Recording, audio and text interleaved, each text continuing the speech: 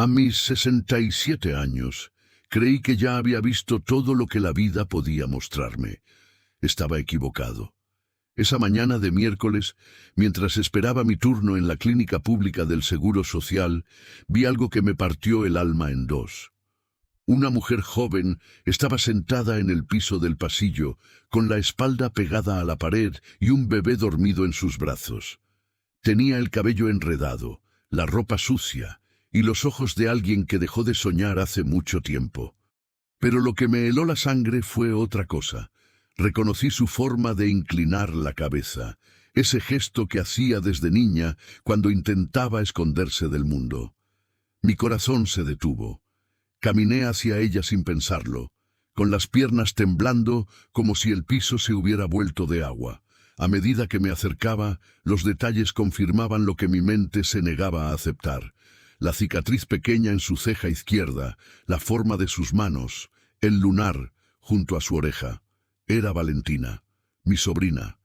La niña que crié como si fuera mi propia hija, hasta que su madre me la arrebató hace casi 20 años. Ella levantó la vista cuando mi sombra la cubrió. Sus ojos se abrieron enormes, no de sorpresa, sino de vergüenza. Intentó cubrirse el rostro con la mano libre, como si pudiera hacerse invisible. El bebé se movió un poco, y ella lo apretó contra su pecho con un gesto protector que me recordó a un animal herido defendiendo a su cría. «Valentina», dije. Mi voz salió ronca, como si hubiera olvidado cómo hablar. Ella negó con la cabeza todavía sin mirarme. «No soy... Usted se equivoca». Pero su voz temblaba demasiado para que la mentira funcionara. Me arrodillé frente a ella, ignorando el dolor en mis rodillas viejas. «Soy yo, pequeña. Soy tu tío Ernesto». Las lágrimas comenzaron a caer por sus mejillas antes de que pudiera contenerse. El bebé despertó con un quejido suave, y ella lo meció automáticamente, un movimiento que parecía más instinto que decisión. «Por favor», susurró sin mirarme. «Por favor, váyase. No quiero que me vea así». Pero yo no podía moverme. La última vez que la vi, tenía 10 años, y me despedía con la mano desde la ventana de un auto, mientras su madre se la llevaba a otra ciudad. Prometí que la buscaría. Prometí que siempre estaría ahí. «No me voy a ir», dije con firmeza. «Nunca más». Me puse de pie y le extendí la mano. «Súbete al carro, ahora». Ella dudó, mirando mi mano como si fuera una trampa. Vi el miedo en sus ojos, pero también vi algo más. Un destello diminuto de esperanza que se negaba a morir. El bebé comenzó a llorar. Valentina lo meció con desesperación, pero el llanto solo crecía. Fue entonces cuando noté que el pañal de la criatura estaba mojado y que olía a leche agria. ¿Cuánto tiempo llevaban aquí? ¿Cuándo fue la última vez que comieron? «Por favor», repetí, esta vez más suave. «Déjame ayudarte». Ella finalmente tomó mi mano. Sus dedos estaban fríos a pesar del calor del mediodía. La ayudé a levantarse y noté lo delgada que estaba, cómo la ropa le colgaba del cuerpo como si fuera prestada. Caminamos hacia la salida del hospital en silencio y pude sentir las miradas de la gente sobre nosotros. No me importó. En el estacionamiento, Valentina se detuvo de golpe. «No puedo», dijo. «Si él se entera de que me fui con alguien...» Dejó la frase sin terminar, pero el terror en su voz lo dijo todo. Él. Había un él. Y ese él era la razón por la que mi sobrina estaba pidiendo limosna en un hospital con un bebé en brazos. «Nadie va a enterarse de nada», dije abriendo la puerta del copiloto. «Primero te pongo a salvo, después hablamos». Ella me miró por un largo momento, como si estuviera evaluando si podía confiar en mí después de tantos años de silencio. Luego subió al carro sin decir nada más. Mientras encendía el motor, miré a mi sobrina de reojo. El bebé se había vuelto a dormir en sus brazos, exhausto. Valentina miraba por la ventana con los ojos vacíos, como si su cuerpo estuviera aquí, pero su mente estuviera en otro lugar, un lugar oscuro del que no sabía cómo escapar. «Todo va a estar bien», dije mientras salía del estacionamiento, pero en ese momento yo no sabía nada. No sabía lo que le habían hecho, no sabía quién era él. No sabía que las próximas semanas iban a obligarme a enfrentar verdades que hubiera preferido no conocer. Solo sabía una cosa: no iba a fallarle otra vez. Esta vez llegaría hasta el final, costara lo que costara. Antes de seguir, si esta historia te está llegando, suscríbete y deja en los comentarios si has pasado por algo parecido. Leerlos siempre hace la diferencia. Me llamo Ernesto Medina, tengo 67 años y me jubilé hace 3 años después de trabajar 4 décadas como administrador en un hospital público. No soy rico, pero tampoco me falta nada. Mi esposa falleció hace 8 años de cáncer. Desde entonces vivo solo en la misma casa donde criamos a nuestros hijos, que ya tienen sus propias familias en otras ciudades. Me llaman los domingos, a veces los miércoles. Me visitan en Navidad. Valentina no es mi hija biológica, pero bien podría haberlo sido. Es hija de mi hermana menor, Graciela, una mujer complicada que siempre tuvo más orgullo que sentido común. Cuando Valentina nació, Graciela apenas tenía 20 años y ningún interés en ser madre, así que mi esposa y yo nos hicimos cargo. Durante los primeros 10 años de su vida, Valentina prácticamente vivió en nuestra casa. La recogía de la escuela, le ayudaba con las tareas, la llevaba al parque los sábados. Valentina me llamaba Papi Ernesto, y yo sentía que me derretía cada vez que lo hacía. Pero Graciela siempre fue una bomba de tiempo.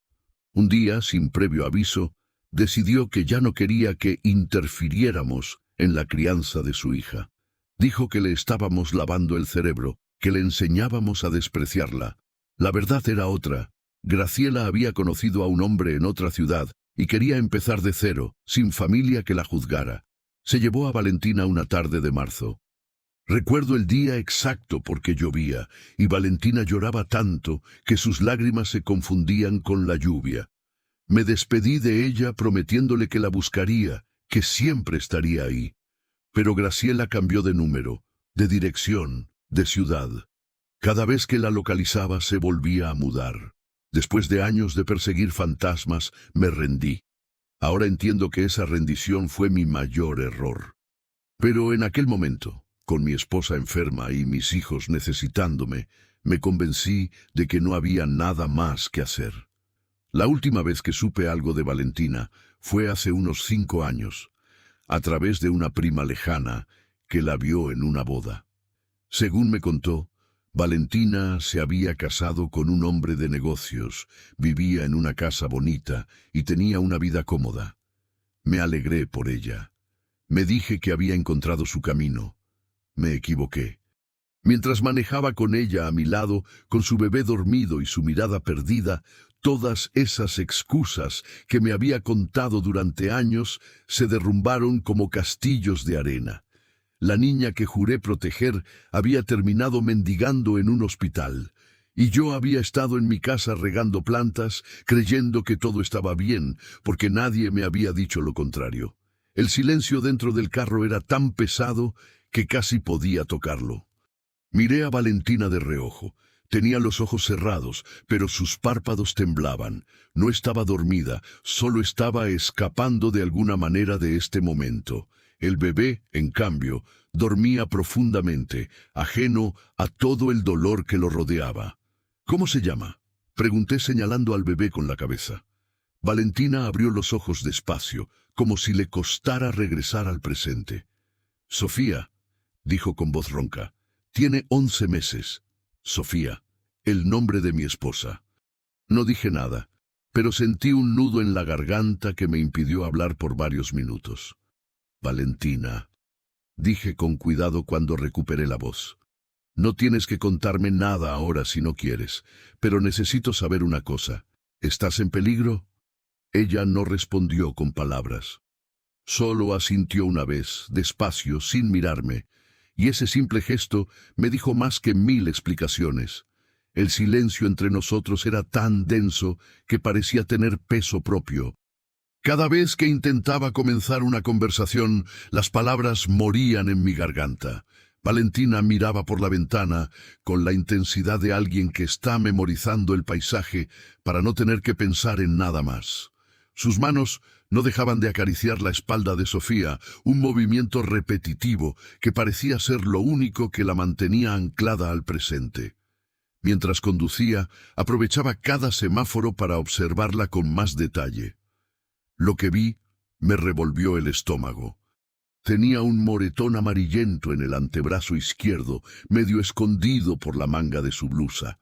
Sus labios estaban partidos por la resequedad. Bajo sus ojos había círculos oscuros tan profundos que parecían tatuajes. ¿Tienes hambre?, pregunté. Ella negó con la cabeza automáticamente, pero su estómago la traicionó con un gruñido audible. Desvié hacia un pequeño restaurante que conocía, uno de esos lugares familiares donde la comida es casera y nadie hace preguntas. «Vamos a comer algo», dije. No fue una pregunta. Dentro del restaurante, Valentina se sentó en la esquina más alejada, con la espalda contra la pared y los ojos fijos en la puerta. Sofía comenzó a despertar, moviendo sus manitas y haciendo pequeños sonidos.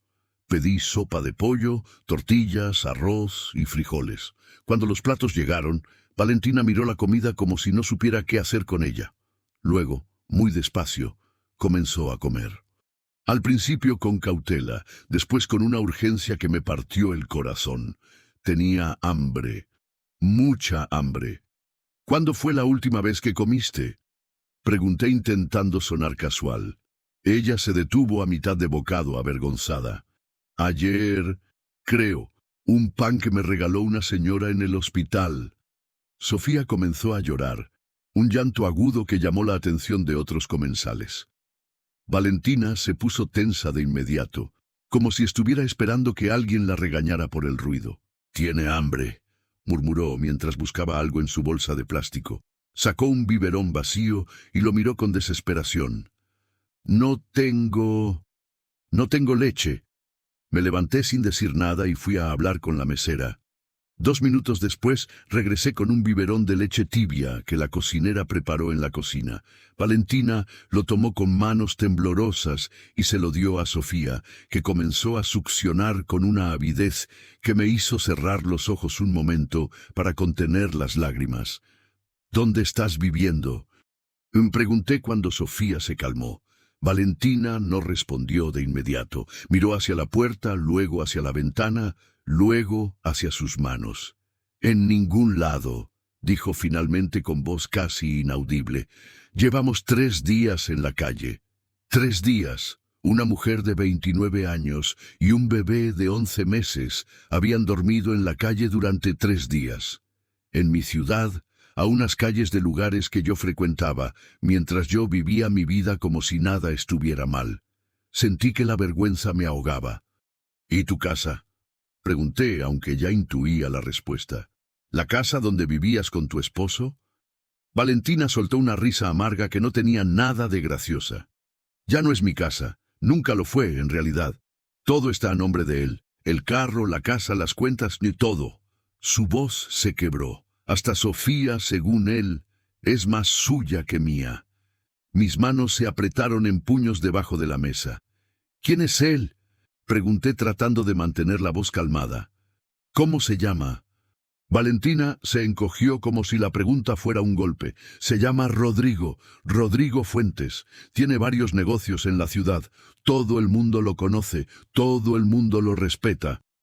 La forma en que dijo «respeta» tenía el sabor de una palabra que había repetido demasiadas veces sin creerla. «¿Y por qué estás en la calle?», insistí. «¿Qué pasó?». Ella cerró los ojos por un momento. Cuando los abrió, había algo diferente en su mirada, una mezcla de miedo y rabia que luchaban por el control.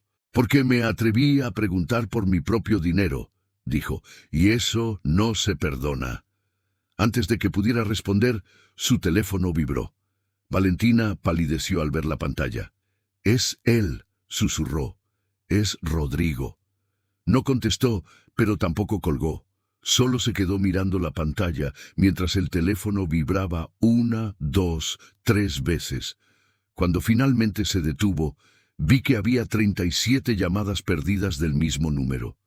Valentina, dije inclinándome hacia adelante, necesito que me cuentes todo. Desde el principio. No puedo ayudarte si no sé qué está pasando. Ella miró a Sofía, que se había vuelto a dormir con el biberón todavía en la boca. Luego me miró a mí, con esos ojos que habían visto demasiado.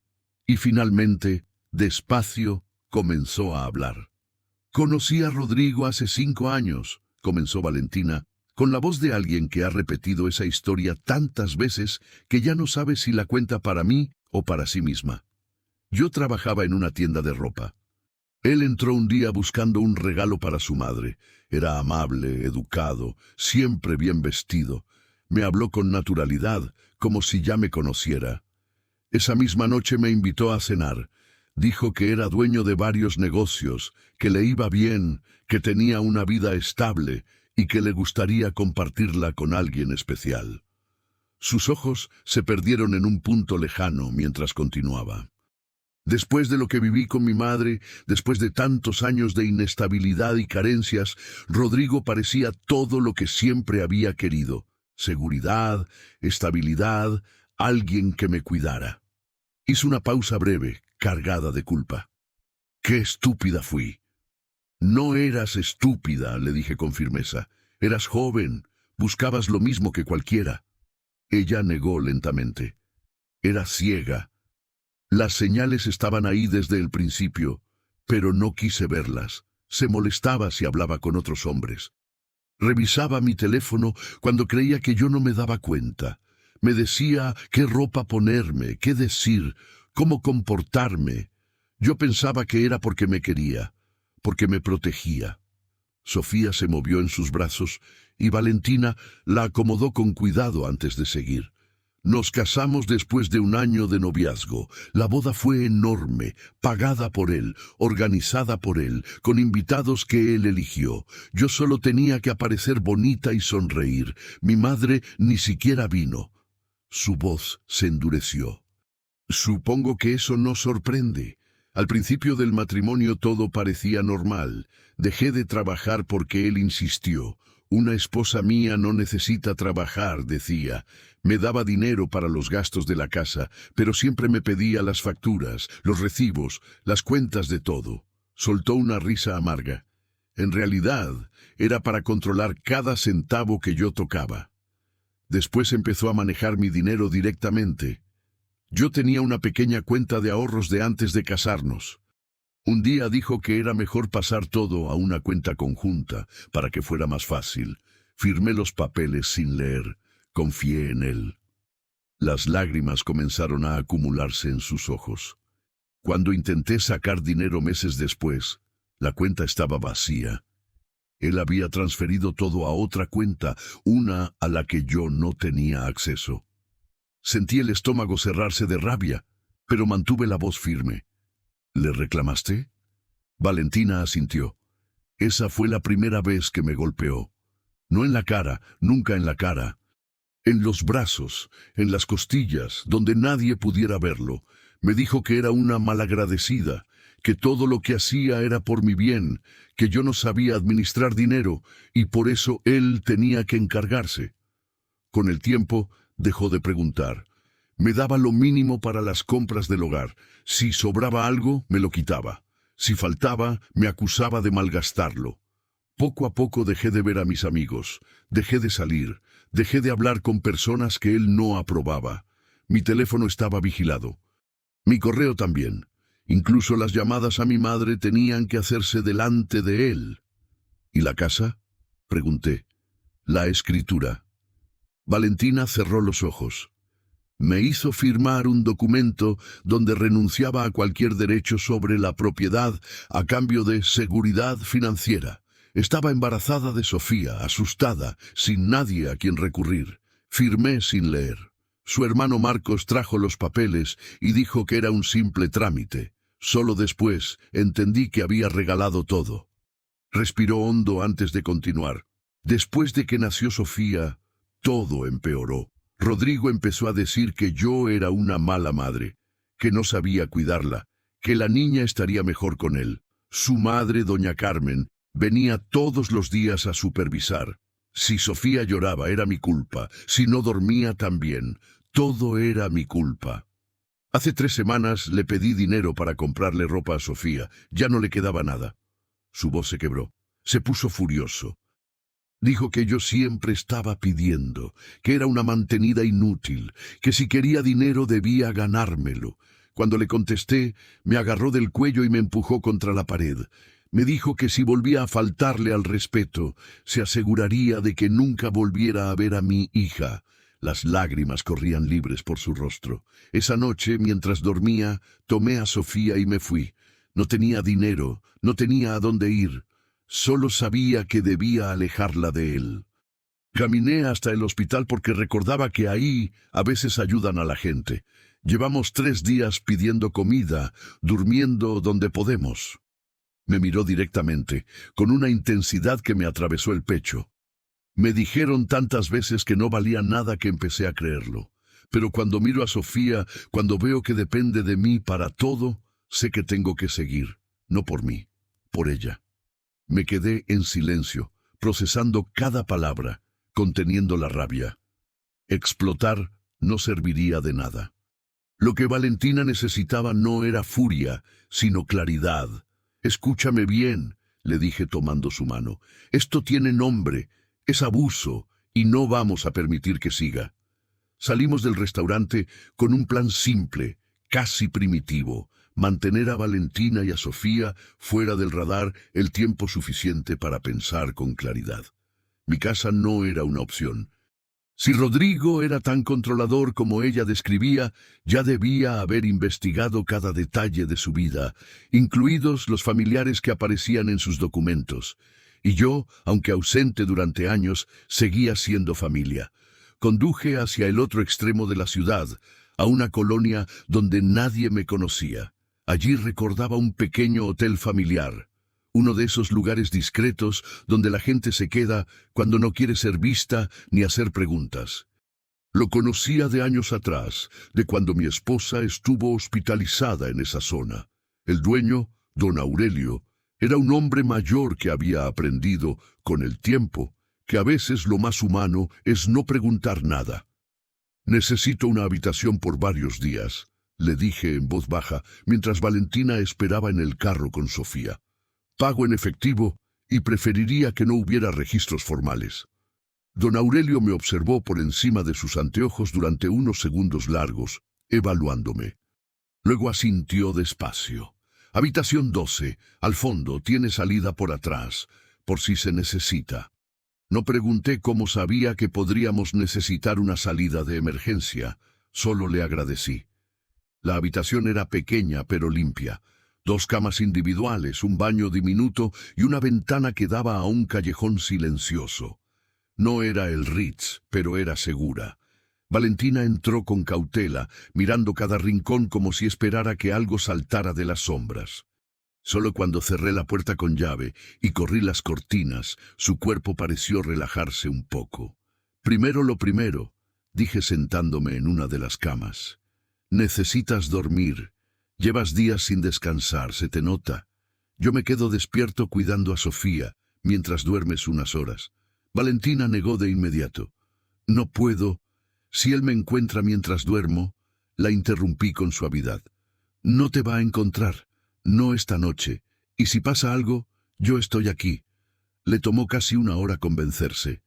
Sofía se había dormido después de otro biberón, así que la acosté en el centro de una cama rodeada de almohadas. Valentina se recostó en la otra, todavía vestida, todavía tensa. Pero poco a poco sus ojos se cerraron y su respiración se volvió profunda. Dormía como alguien que llevaba años sin hacerlo de verdad. Mientras ellas dormían yo pensaba, ¿qué sabía? Sabía que Rodrigo Fuentes tenía dinero, influencia local y un ego incapaz de tolerar desobediencia. Sabía que había atrapado a Valentina legalmente, sin dinero propio, sin documentos, sin pruebas. Sabía que probablemente ya la estaba buscando y que cada hora que pasaba jugaba en nuestra contra. También sabía algo más. Yo no era ningún héroe. Tenía 67 años, un cuerpo que me recordaba a diario sus límites y ninguna experiencia en situaciones como esta. Pero tenía algo que Rodrigo no esperaba: paciencia. Los hombres como él están acostumbrados a ganar rápido, a intimidar, a aplastar. Yo había pasado 4 décadas lidiando con la burocracia de un hospital público. Sabía cómo funciona el sistema. Sabía que las batallas largas las gana quien no pierde la cabeza. Busqué en mi teléfono hasta encontrar un nombre que no marcaba desde hacía años: licenciado Tomás Herrera, un abogado que conocí cuando ayudé a un colega con un problema familiar complicado. Especialista en derecho familiar, discreto, meticuloso. Le envié un mensaje breve, explicando la situación en términos generales y pidiéndole que me llamara cuando pudiera. Valentina despertó casi 3 horas después, sobresaltada, buscando a Sofía con la mirada antes de recordar dónde estaba. «Está bien», le dije señalando a la bebé, que dormía tranquila. «No pasó nada». Respiró hondo, intentando calmarse. «Lo siento. Tengo pesadillas. Siempre pienso que él va a aparecer». Me senté en la silla junto a su cama. «Necesito preguntarte algo más. ¿Rodrigo tiene amigos en la policía? ¿Contactos en el gobierno?» Valentina asintió lentamente. «Conoce a mucha gente, siempre presume de eso. Dice que puede arreglar cualquier cosa con una llamada. Eso complicaba el panorama, pero no lo hacía imposible». «¿Y pruebas?», pregunté. «Mensajes, fotos, cualquier cosa que muestre lo que te hizo?» Negó con la cabeza. «Revisaba todo. Borraba los mensajes que no le convenían. Las pocas fotos donde se veían mis moretones las eliminó de mi teléfono sin que yo me diera cuenta». Suspiró. «Soy una idiota. No guardé nada». «No eres idiota», le dije con firmeza. «Estabas sobreviviendo. Eso no te hace débil». Valentina me miró con los ojos llenos de lágrimas. «No me siento fuerte, tío. Me siento rota». Me acerqué y tomé su mano. «Estás aquí. Sofía está aquí. Lograste escapar. Eso requiere más fuerza de la que imaginas». Esa noche, mientras alimentaba a Sofía con la leche que compré en una farmacia cercana, establecimos reglas básicas. Nada de contacto con personas del pasado, nada de redes sociales, nada de llamadas que pudieran rastrearse. Si necesitaba algo, me lo diría a mí. «Por ahora», le expliqué, «lo más importante es que no te encuentren. Después veremos cómo pelear». Antes de dormir, Valentina me hizo una pregunta que me acompañó durante días. «Tío, ¿por qué me estás ayudando? Después de tantos años, después de que mi mamá te alejó, ¿por qué?». La miré a los ojos y respondí con la única verdad que conocía. «Porque te fallé una vez, y no pienso hacerlo 2 veces». Los días siguientes estuvieron marcados por confesiones lentas, fragmentadas y dolorosas. Valentina hablaba a ratos, a veces en plena madrugada, cuando el sueño no llegaba, otras mientras alimentaba a Sofía, otras simplemente mirando por la ventana, como si las palabras estuvieran escondidas en algún punto del horizonte. Poco a poco, sin orden ni cronología clara, la imagen completa de su infierno empezó a tomar forma frente a mí. Decía que quería formar una familia conmigo.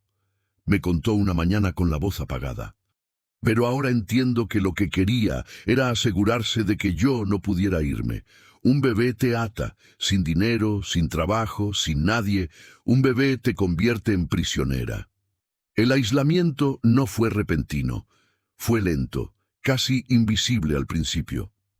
Primero vinieron los comentarios sobre sus amistades, que no le convenían, que eran malas influencias. Luego, la insistencia en que dejara el trabajo, porque, según él, una esposa suya no necesitaba trabajar. Más tarde, las visitas a su madre se volvieron cada vez más espaciadas, hasta desaparecer por completo, aunque Valentina admitía que, en el caso de Graciela, no había demasiado que extrañar. Su madre era la peor, dijo con amargura. Doña Carmen. Ella le enseñó a Rodrigo todo lo que sabe. Venía a la casa todos los días a supervisar. Me criticaba todo: cómo limpiaba, cómo cocinaba, cómo cuidaba a Sofía. Si yo decía algo, Llamaba a Rodrigo, y él me castigaba por faltarle el respeto a su madre. Las comillas invisibles en su voz destilaban veneno. También estaba Marcos, el hermano menor de Rodrigo. Un hombre callado, casi invisible, que aparecía siempre que había documentos de por medio. Nunca hablaba mucho, explicó Valentina. Solo traía papeles y me decía que firmara. Rodrigo estaba ahí mirándome. Yo tenía miedo de preguntar qué estaba firmando. Una vez lo hice, y Rodrigo me dio una cachetada tan fuerte que me zumbó el oído por 2 días. El control financiero era absoluto. Valentina no tenía tarjeta de crédito, no tenía cuenta bancaria propia, no tenía acceso a un solo peso que no pasara primero por las manos de su marido. Me daba exactamente lo necesario para las compras de la semana, contó. Si algo costaba más, tenía que justificarlo. Si sobraba dinero, me lo quitaba. Decía que yo no sabía administrar, que era irresponsable. Pero lo peor llegaba por las noches. Cuando Rodrigo volvía del trabajo de mal humor, Valentina ya sabía que algo malo iba a pasar. Nunca la golpeó en la cara, eso era cierto. Rodrigo era demasiado cuidadoso para dejar marcas visibles, pero los brazos de Valentina, sus costillas, sus muslos, contaban otra historia. Gente como Rodrigo existe en todas partes. Se esconden detrás de sonrisas encantadoras, trajes bien cortados y una reputación intachable. Son expertos en mostrar una cara al mundo y otra completamente distinta a quienes dependen de ellos. Y el mundo, por comodidad o cobardía, suele creer la versión pública. Una noche, Valentina finalmente habló de la huida. Fue hace 3 semanas, comenzó. Rodrigo estaba en uno de sus peores días. Había perdido un negocio importante y necesitaba desquitarse con alguien. Ese alguien fui yo. Me acusó de robarle dinero, de esconder cosas, de traicionarlo. Yo solo le había preguntado si podía comprar pañales. A Sofía ya no le quedaban. Su voz empezó a temblar. Me agarró del cuello y me levantó del piso. Sofía estaba en su cuna, llorando. Yo no podía respirar. Pensé que me iba a matar. Hizo una pausa tragando saliva. Pero me soltó y dijo algo que nunca voy a olvidar. Si te mato ahora, tendría que explicar demasiado, pero puedo hacer que desees estar muerta. Me miró con los ojos llenos de lágrimas. Y lo dijo sonriendo, tío, sonriendo. Esa noche, mientras Rodrigo roncaba después de tomar media botella de whisky, Valentina tomó a Sofía, una bolsa de plástico con algo de ropa, y huyó. No tenía plan, no tenía dinero, no tenía a dónde ir. Solo sabía que si se quedaba un día más, uno de los dos terminaría muerto. Caminé toda la noche, recordó. Sofía lloraba, y yo la mecía mientras caminaba. Cuando amaneció, encontré un refugio temporal que me dejó quedarme 2 noches. Luego tuve que irme porque estaba lleno. Desde entonces hemos estado en la calle, en hospitales, en bancas de parques, donde sea que nos dejen estar. Cuando terminó de hablar, me quedé en silencio un largo rato. Había escuchado historias similares en el hospital donde trabajé, pero siempre desde la distancia segura de un profesional. Esto era diferente. Esto era mi sobrina. Esto era real. Y por primera vez en mucho tiempo, sentí que la rabia que hervía en mi interior podía ser útil para algo. Llevábamos 5 días en el hotel cuando llegó el primer mensaje. Valentina estaba bañando a Sofía en el pequeño lavabo del baño cuando su teléfono, que yo le había pedido que mantuviera apagado, vibró sobre la cama. Lo había encendido un momento para verificar la hora, un descuido comprensible después de tantos días de tensión. El mensaje era de un número desconocido, pero el contenido no dejaba dudas sobre quién lo enviaba. Valentina, espero que hayas disfrutado tus vacaciones. Ya sé dónde estás. Vuelve a casa antes de que esto se ponga feo para todos. No había firma, pero no hacía falta. El tono, la amenaza velada, el control implícito, todo gritaba Rodrigo. Valentina salió del baño con Sofía envuelta en una toalla y se congeló al ver mi expresión. «¿Qué pasó?», preguntó. Le mostré el mensaje. El color se fue de su cara tan rápido que pensé que se iba a desmayar. ¿Cómo sabe? ¿Cómo me encontró? Su voz era un susurro de pánico.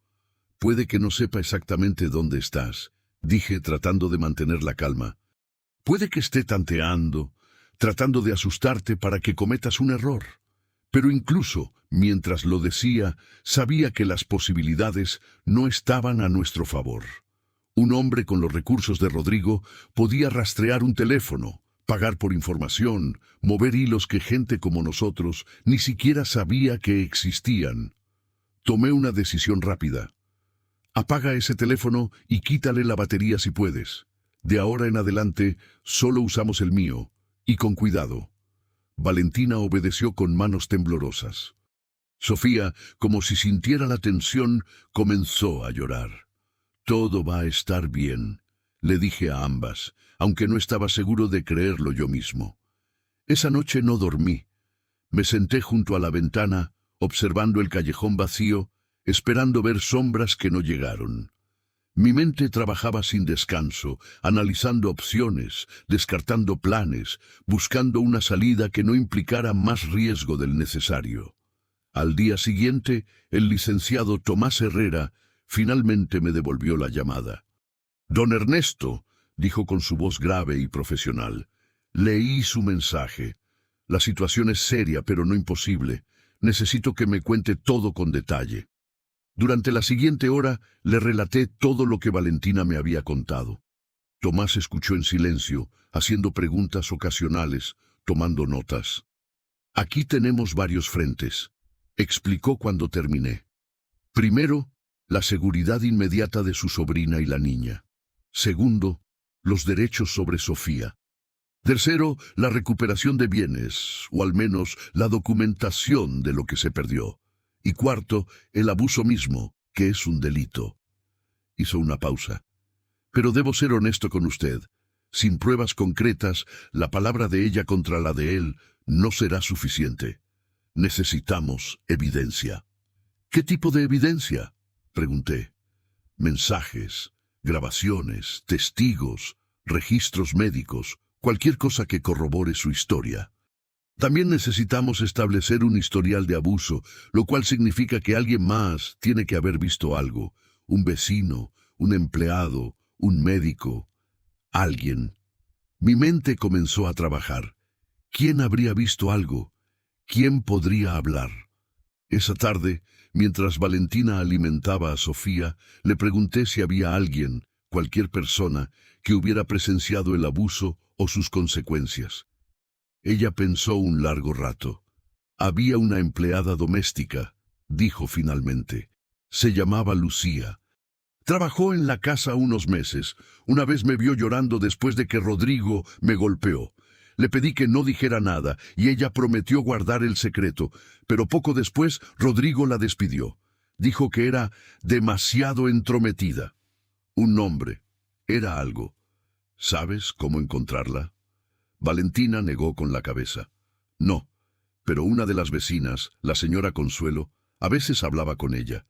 Quizás sepa algo. La señora Consuelo. Otro nombre. La telaraña comenzaba a tomar forma.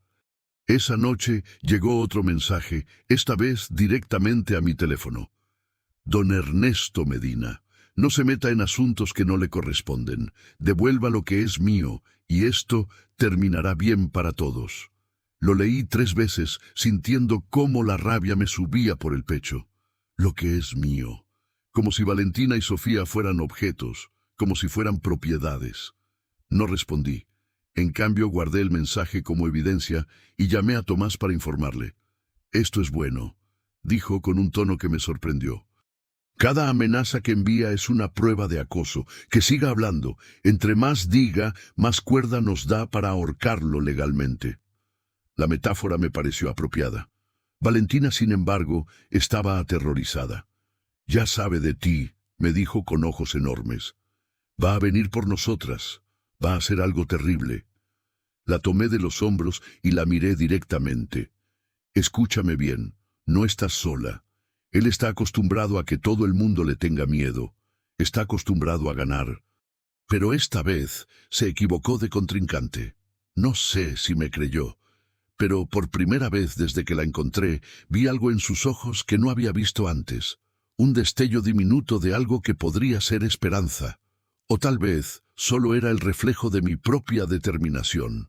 De cualquier manera, era suficiente para seguir adelante. Tomás Herrera llegó al hotel 3 días después con una carpeta gruesa y una expresión que mezclaba preocupación con determinación. Nos sentamos en la pequeña mesa de la habitación mientras Valentina mecía a Sofía para que durmiera. He estado investigando. Comenzó abriendo la carpeta. Rodrigo Fuentes no es un ciudadano modelo, aunque pretenda serlo. La carpeta contenía una colección de recortes, documentos públicos y notas manuscritas. Tiene 3 negocios registrados, una distribuidora de materiales de construcción, una flotilla de taxis y un terreno con galpones en las afueras de la ciudad. Todo está a su nombre, nada a nombre de su esposa. Eso no es casualidad, es diseño. Tomás señaló un documento específico. También encontré que ha tenido 2 demandas laborales en los últimos 5 años. Ambas fueron retiradas antes de llegar a juicio. Las empleadas que lo demandaron simplemente desaparecieron del caso. ¿Qué significa eso?, pregunté. Tomás me miró con gravedad. Significa que probablemente les pagó para que se callaran, o las amenazó, o ambas cosas. El patrón es claro, Rodrigo sabe cómo silenciar a la gente. Valentina, que había estado escuchando en silencio, habló por primera vez. Eso es exactamente lo que hacía.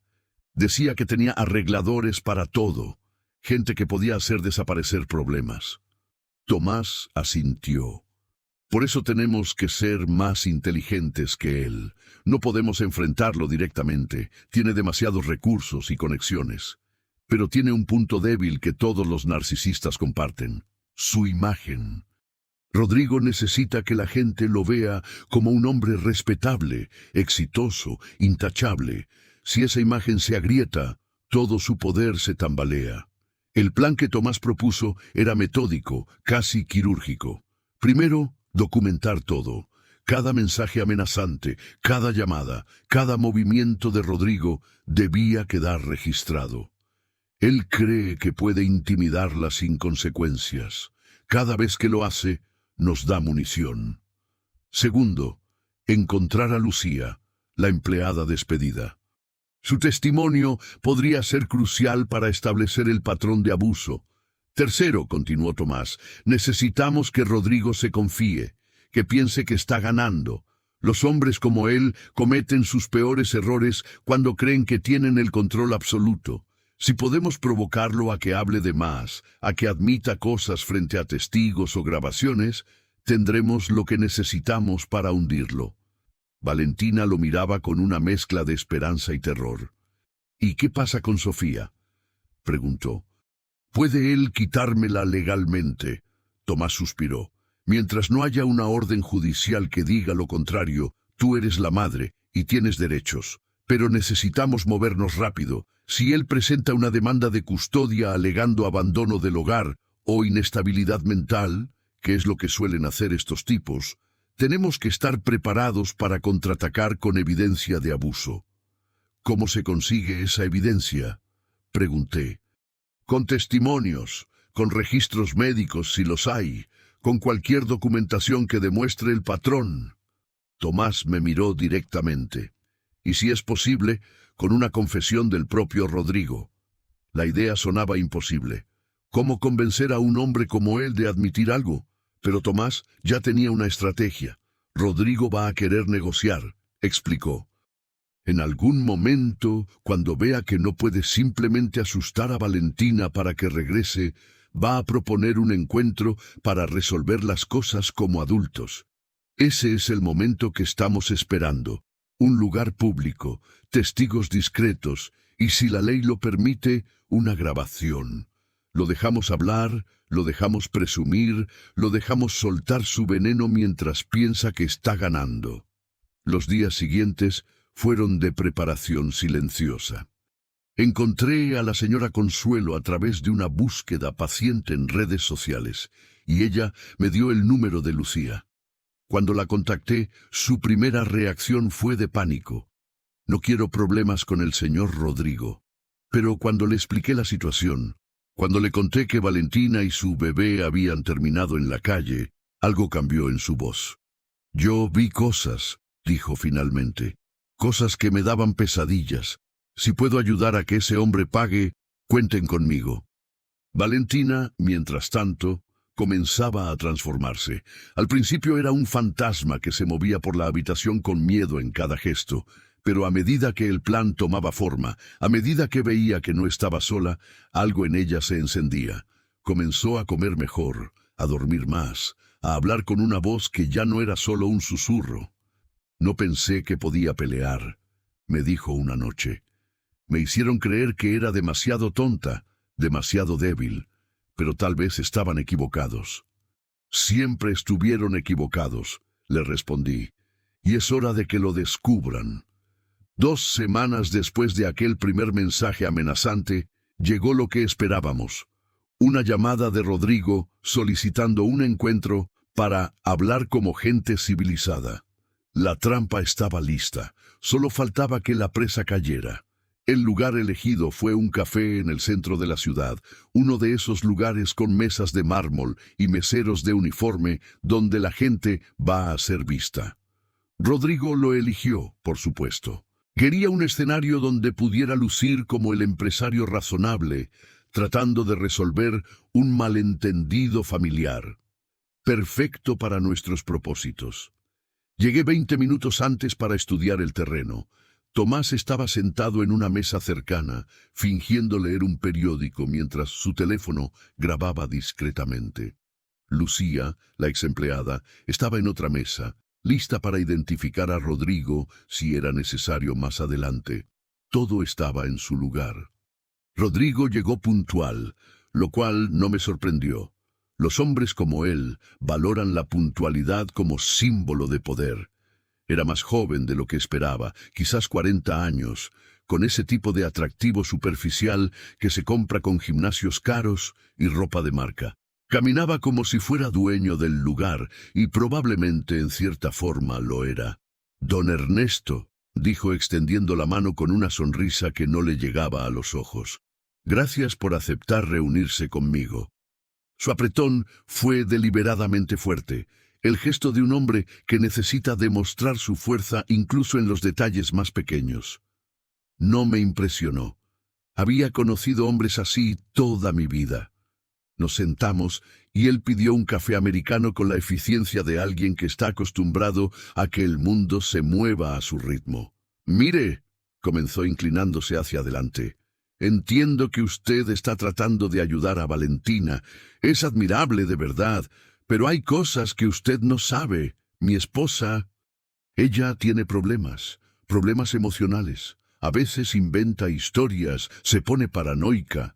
Yo solo quiero lo mejor para ella y para nuestra hija». Lo dejé hablar. Cada palabra era una pieza más del rompecabezas que estábamos armando. «Ella necesita ayuda profesional», continuó con falsa preocupación. «No estar vagando por ahí con la niña, exponiéndola a quién sabe qué. Si usted realmente la quiere ayudar, convénzala de que regrese. Yo me encargaré de todo. Terapia, descanso, lo que necesite». «¿Y qué pasa con el dinero?», pregunté manteniendo la voz neutra. «Valentina me contó que no tiene acceso a nada. Ni cuenta bancaria, ni tarjetas, ni efectivo». Rodrigo se tensó por una fracción de segundo antes de recuperar su máscara. «Eso es porque ella no sabe administrar. Es irresponsable con el dinero. Yo solo estaba protegiéndola de sí misma». «¿Y la casa?», continué. «¿Por qué está todo a tu nombre si supuestamente es de los dos?». La sonrisa de Rodrigo se endureció ligeramente. «Don Ernesto, con todo respeto, esos son asuntos privados entre mi esposa y yo. No veo por qué tengo que explicarle mis finanzas a un familiar que ni siquiera ha estado presente en años». Ahí estaba, el primer destello de la verdadera persona detrás de la fachada. «Tienes razón», dije con calma. «No he estado presente, pero estoy aquí ahora, y lo que veo no me gusta». Rodrigo se reclinó en su silla, cruzando los brazos. ¿Y qué exactamente es lo que ve, don Ernesto? Veo a una mujer que llegó a un hospital con su bebé, sin dinero, sin comida, sin zapatos decentes. Veo moretones en sus brazos que ella dice que tú causaste. Veo terror en sus ojos cada vez que suena un teléfono. Eso es lo que veo. La máscara de Rodrigo finalmente cayó. Sus ojos se oscurecieron con algo que reconocí al instante. La rabia fría de alguien que no está acostumbrado a que lo confronten. Valentina es una mentirosa, siseó entre dientes. Siempre lo ha sido. Desde que la conocí supe que tenía problemas, pero pensé que podía arreglarla. Me equivoqué. Pero esa niña es mi hija, y nadie, escúcheme bien, nadie me la va a quitar. Si ustedes quieren guerra, van a tener guerra. Dejé que el silencio se extendiera un momento antes de responder. No queremos guerra, Rodrigo. Solo queremos lo que es justo para Valentina y para Sofía. Y la justicia, eventualmente, siempre llega. Él se puso de pie bruscamente, tirando su servilleta sobre la mesa. Esto fue un error. Pensé que podíamos hablar como adultos, pero veo que usted ya eligió creer las mentiras de una mujer inestable. No son mentiras, dije mirándolo directamente. Y hay testigos. Algo cruzó por su rostro. Miedo, quizás, antes de que la arrogancia volviera a tomar control. No me importa lo que crean ustedes o sus supuestos testigos. Tengo abogados, tengo contactos, tengo recursos. Van a perder, don Ernesto. Y cuando pierdan, me aseguraré de que Valentina nunca más vea a su hija. Se fue sin pagar su café, dejando tras de sí el eco de sus amenazas. Pero yo sonreía por dentro, porque todo lo que había dicho, cada amenaza, cada insulto, cada admisión velada de control, había quedado grabado. Tomás se acercó unos minutos después con una expresión de satisfacción. «Lo tenemos», dijo. Admitió el control financiero, amenazó con quitarle a la niña y dejó claro su patrón de comportamiento. Esto, combinado con el testimonio de Lucía y los mensajes que hemos guardado, forma un caso sólido. Esa noche, cuando le conté a Valentina cómo había ido la reunión, vi algo cambiar en ella. No era solo alivio, era algo más profundo. Era la primera vez que alguien había confrontado a Rodrigo por ella, la primera vez que alguien había dicho no a su cara y había vivido para contarlo. ¿De verdad crees que podemos ganar?, me preguntó. Creo que ya empezamos a ganar, respondí. Las semanas siguientes fueron un torbellino de acciones legales y movimientos estratégicos. Tomás presentó una denuncia formal por violencia familiar, acompañada de las grabaciones, los mensajes de amenaza y la declaración jurada de Lucía. También solicitamos medidas de protección para Valentina y Sofía, alegando riesgo inminente. Rodrigo, como era de esperarse, contraatacó. Presentó su propia demanda alegando que Valentina había secuestrado a su hija y que sufría de inestabilidad mental que la hacía incapaz de cuidar a un menor. Sus abogados eran caros y agresivos, llenando el caso de mociones y tecnicismos diseñados para agotar nuestros recursos. Pero Tomás había visto tácticas similares cientos de veces. Están jugando al desgaste, me explicó. Creen que eventualmente nos quedaremos sin dinero o sin energía. Lo que no saben es que nosotros no estamos jugando, estamos peleando. Y teníamos algo que ellos no esperaban. Más testigos. Lucía no había sido la única empleada que presenció el abuso. A través de ella, encontramos a 2 mujeres más que habían trabajado en la casa de Rodrigo a lo largo de los años.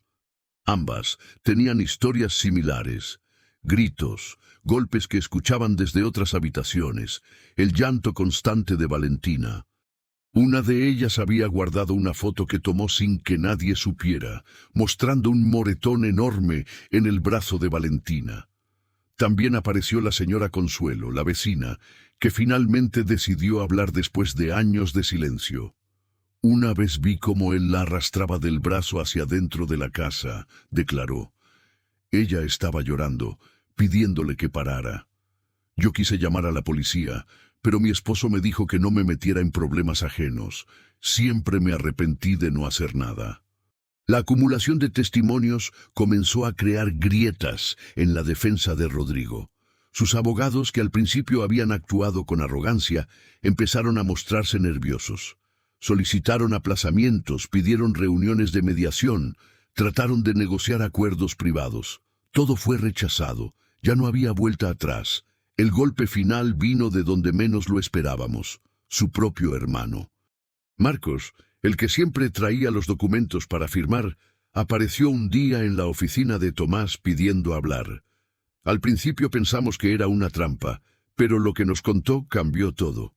Yo sabía lo que mi hermano le hacía a Valentina, confesó Marcos con voz temblorosa. Lo vi golpearla una vez, pero me convencí de que era un incidente aislado. Los documentos que le hacía firmar, yo sabía que eran para quitarle todo, para dejarla sin nada. Pero Rodrigo es mi hermano. Pensé que le debía lealtad. Hizo una pausa mirando sus manos. Pero ya no puedo dormir. Cada vez que cierro los ojos, veo la cara de esa mujer pidiéndome ayuda mientras yo le ponía papeles enfrente para firmar. El testimonio de Marcos fue devastador. Explicó exactamente cómo funcionaba el sistema. Los documentos diseñados para transferir todo a nombre de Rodrigo. Las firmas obtenidas bajo presión o engaño, la forma sistemática en que habían despojado a Valentina de cualquier derecho o recurso. Era la confesión de un cómplice arrepentido y pesaba como plomo.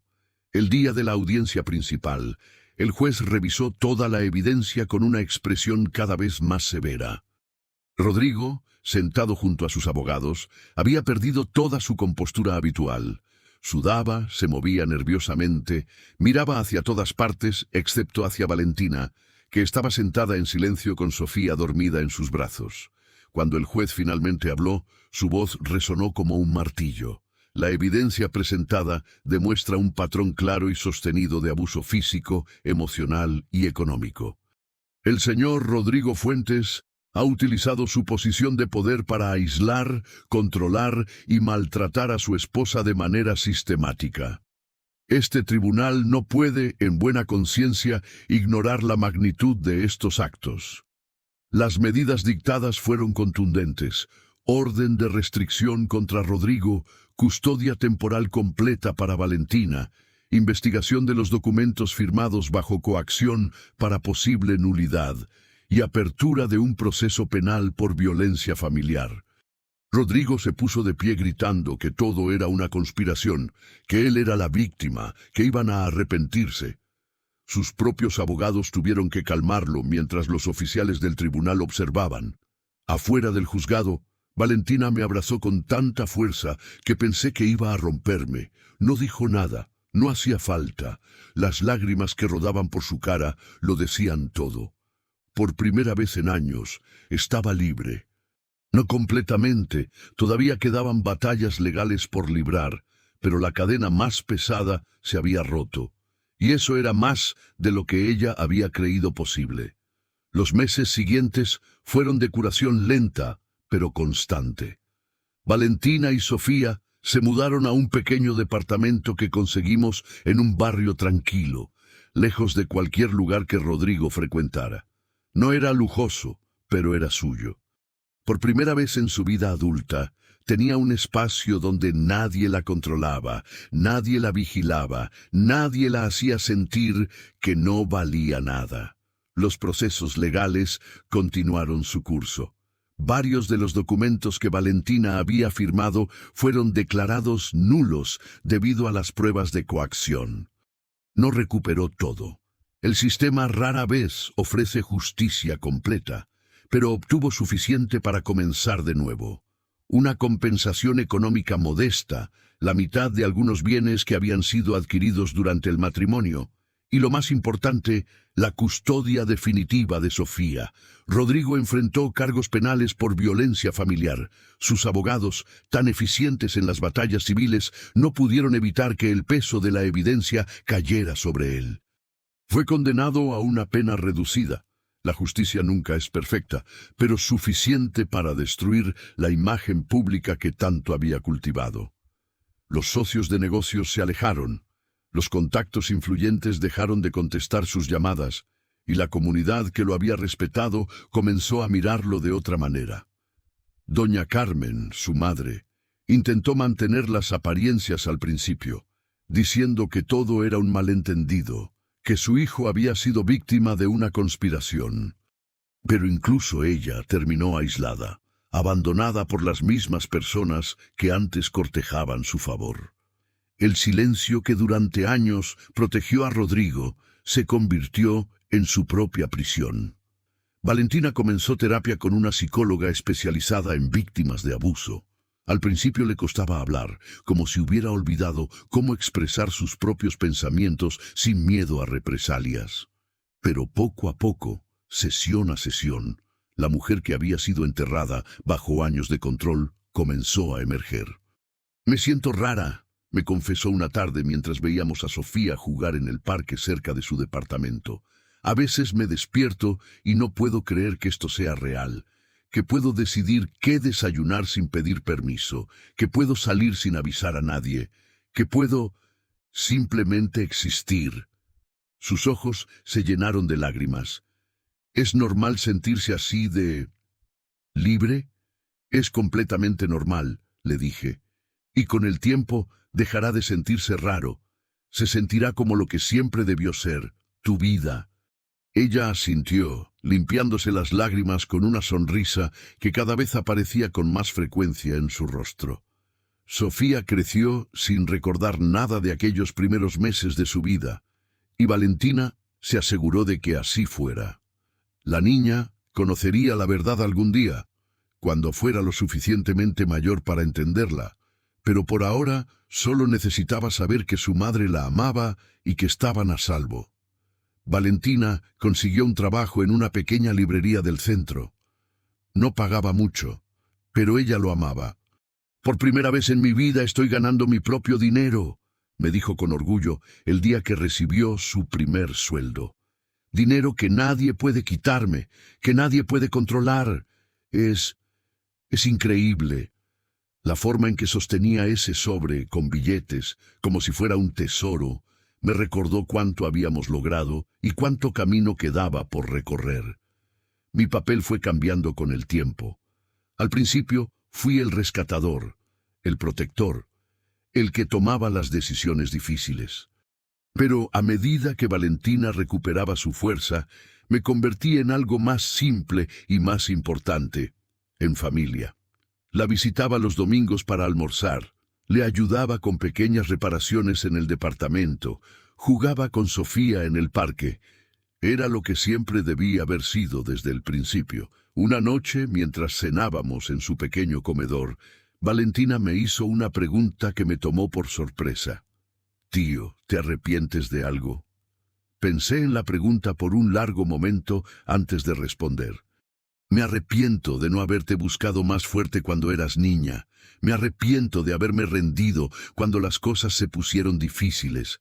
Me arrepiento de cada día que pasaste sola porque yo no estuve ahí». Ella me tomó la mano sobre la mesa. «Pero estás aquí ahora. Eso es lo que importa». Y en ese momento, con la luz suave del comedor iluminando su rostro finalmente en paz, supe que tenía razón. El pasado no podía cambiarse, pero el presente era nuestro.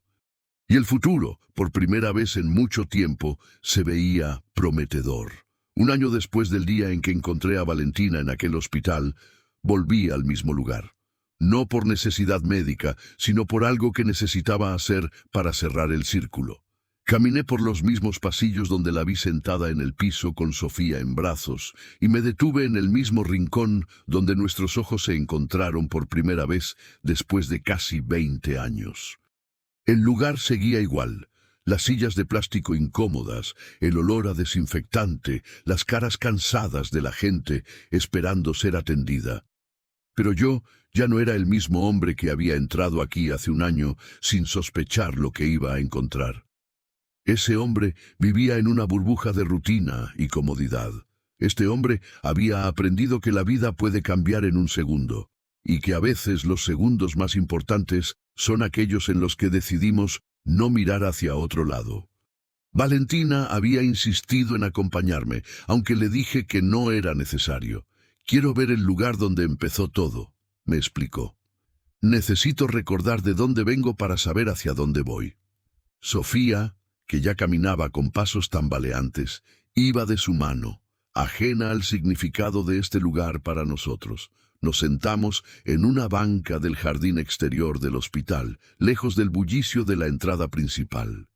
El sol de la tarde caía suave sobre nosotros, y Sofía perseguía palomas que se alejaban volando cada vez que ella se acercaba. Valentina la observaba con una sonrisa que hace un año hubiera parecido imposible. «¿Sabes qué es lo que más me cuesta creer?», me dijo sin dejar de mirar a su hija, «que casi no estuve aquí para ver esto, que casi dejé que me destruyeran por completo». Su voz no tenía amargura, solo la reflexión tranquila de alguien que ha procesado su dolor y encontrado algo de paz al otro lado. «Pero estás aquí», le dije. «Eso es lo único que importa». Ella asintió, y por un momento nos quedamos en silencio, observando a Sofía jugar. Luego habló de nuevo, con una voz que sonaba diferente, más adulta, más segura. «Tío, hay algo que nunca te pregunté. ¿Cómo supiste que debías ayudarme? Ese día, cuando me viste en el pasillo, podrías haber seguido de largo. Podrías haber pensado que no era tu problema». La pregunta me tomó desprevenido, aunque no debería haberlo hecho. Era la misma pregunta que yo me había hecho muchas veces en los meses anteriores. «No lo pensé», admití. «No hubo un momento de decisión. Simplemente te vi y supe que no podía dejarte ahí. Fue instinto, supongo. O culpa, o amor. Probablemente las tres cosas». «Gracias», dijo ella simplemente, «por no mirar hacia otro lado». Esas palabras se quedaron conmigo mucho después de que regresamos a casa. No mirar hacia otro lado. Eso era, en esencia, todo lo que había hecho. Y sin embargo, ese simple acto había cambiado 2 vidas, tal vez 3, contando a Sofía. Pensé en todos los Rodrigos del mundo, en todas las Valentinas que en este momento están atrapadas en relaciones que las destruyen lentamente. Pensé en los vecinos que escuchan gritos, pero no llaman a nadie. En los familiares que notan moretones, pero no preguntan. En los amigos que ven señales, pero prefieren no meterse. No aprendí grandes lecciones, ni descubrí verdades universales. Solo entendí algo simple, demasiado simple para haber tardado tanto en verlo. A veces, mirar hacia otro lado también es una decisión. No soy un héroe, nunca lo fui. Soy un hombre de 67 años que cometió errores, que se rindió cuando no debió hacerlo, y que pasó demasiados años creyendo que el tiempo arreglaría lo que yo no me atrevía a enfrentar. Pero cuando la vida me puso otra vez frente a Valentina, no dudé, no pensé, solo actué. Hoy, Valentina trabaja en una pequeña librería. Sofía va a la guardería. Yo sigo con mi rutina de siempre. Café por la mañana, el periódico sobre la mesa y el jardín que insiste en sobrevivir pese a mis descuidos. La diferencia es que ahora hay llamadas entre semana, risas los domingos y una niña que me dice «Abuelo Ernesto», sin saber que ese título es el mayor regalo que he recibido en mi vida. No todo fue perfecto, nada lo es. Pero hubo algo que cambió para siempre. El miedo dejó de mandar. A veces pienso en ese día en el hospital, en lo fácil que hubiera sido seguir caminando, en lo simple que era fingir que no vi nada. Y entonces entiendo que muchas historias terminan mal, no por falta de amor, sino por exceso de silencio. Valentina no es un caso aislado, tampoco lo soy yo. Historias como esta suceden todos los días, en casas que parecen normales, detrás de puertas que nadie abre. La única diferencia es cuando alguien decide no mirar hacia otro lado. Si esta historia te hizo pensar, me gustaría leerte. Cuéntame en los comentarios. ¿Qué harías tú si descubrieras que alguien que amas está viviendo algo así en silencio? Gracias por escuchar hasta el final. Nos vemos en el próximo video.